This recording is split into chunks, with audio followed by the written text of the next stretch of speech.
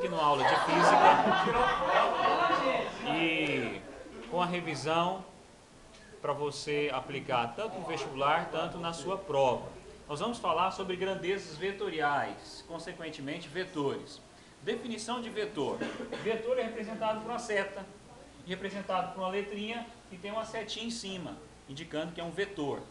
Agora, grandezas vetoriais necessitam de módulo, direção e sentido para ser definida. Pode ser escrito, o módulo do vetor pode ser escrito assim ou assim, ok?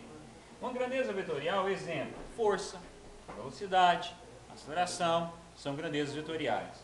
Falando sobre a força, um exemplo, força precisa de módulo, direção e sentido para ser definida. Ou seja, para onde que eu tenho que empurrar essa caixa? Quanta força eu vou exercer nessa caixa? Né? Ou seja, precisa de módulo, direção e sentido para ser definida. Agora, grandeza escalar, volume e massa. Se eu te der uma informação 2 litros, já basta. Ou seja, o valor, né, da quantidade são grandezas escalares, são exemplos de grandezas escalares. Então, somente o valor basta para ser definida essa unidade aqui de volume ou então quilograma de massa. Vamos para operações com vetores. Eu posso somar 2 vetores. Nesse caso aqui, ele tem o mesmo sentido e a mesma direção. Sentido, sentido. Direção, no caso, horizontal. Aqui ó, tem a mesma direção, só que sentido oposto. Esse vetor está oposto a esse, por isso tem um sinal de menos. A resultante entre esse e esse vai ser o módulo de A mais o módulo de B. A resultante entre esse e esse vai ser o módulo de A menos o módulo de B. Por que menos? Esse menos você vai fazer o jogo de sinal, menos e mais. Aqui então você vai subtrair um vetor do outro, ou seja, o módulo desse vetor, ok? Um do outro.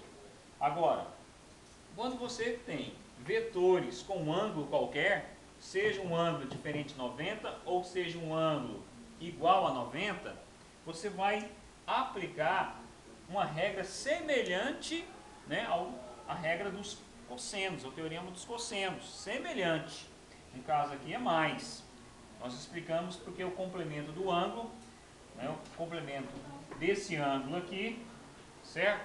Com esse, ou seja, lá na regrinha do cosseno você troca o sinal. Depois nós podemos falar mais sobre isso. Mas a força resultante vai ser calculada com F1 ao quadrado mais F2 ao quadrado mais 2 vezes F1 vezes F2 vezes cosseno desse ângulo entre os dois vetores, tá ok?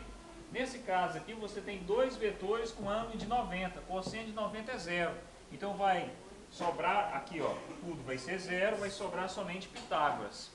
F1 mais F2. Deixa eu tirar esse sinal aqui para ficar correto. Então a força resultante entre 2 vetores com ângulo 90, você aplica Pitágoras, faz a regrinha do paralelogramo para representar a força resultante.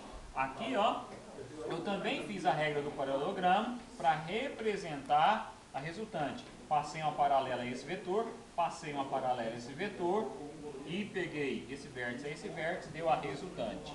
Uma coisa importante dentro de vetores é saber decompor os vetores.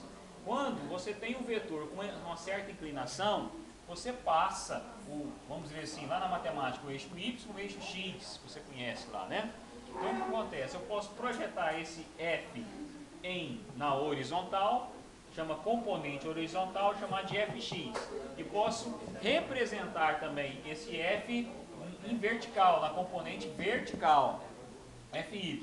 Aplicando aqui, ó, a trigonometria, se você fechar esse triângulo aqui, esse lado é igual a esse. Consequentemente, cateto oposto. Cateto oposto aqui vai ser seno. Seno de θ, seno desse ângulo, cateto oposto, sobre hipotenusa.